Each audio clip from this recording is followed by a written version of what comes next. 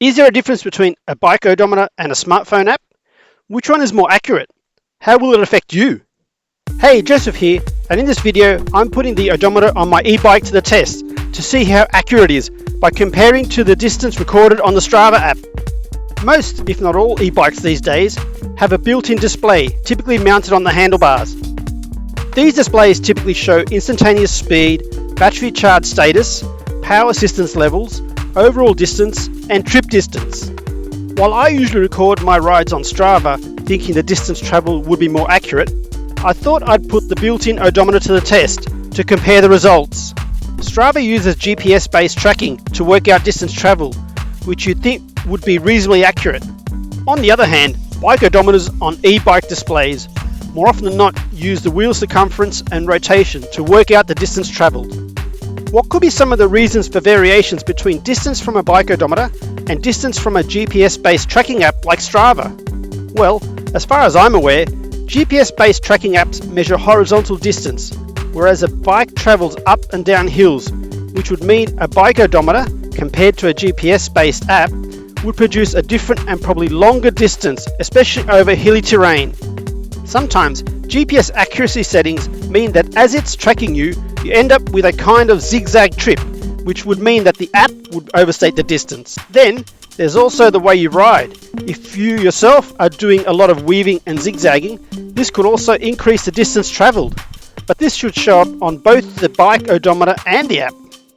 Confused? So am I. To get some clarity, I decided to put them to the test. I chose a ride that, although is relatively short at around 4 kilometers, is also relatively flat at 1%, so that should hopefully cancel out the slope factor, as the difference between the slope distance and the horizontal distance should be negligible. I also set my GPS resolution or filtering to high to increase accuracy and hopefully minimize zigzag on the app. So, is accuracy important? Well, yes and no. If you're competitive or have a goal to improve your fitness by gradually riding further or longer, then an accurate odometer may be the difference between achieving that goal, especially over longer distances. If you're relying on your odometer or GPS-based app to keep an eye on your battery range, your range can vary greatly depending on how you use the power assistance and how many hills or elevation gain you encounter. So, somewhat useful. Going for a quick trip to the shops, riding to the station to catch a train, or catching up with family or friends? Probably not so important. But if your job involves riding a bike and you're getting paid by the distance you've travelled, definitely. Anyway, let me know in the comments if accurate riding distance is important for you and why. I'd be curious to know. So, here are the results. And there's really not much in it at all. I didn't expect it at all, and I can now say that the built-in bike odometer is pretty good at measuring distance.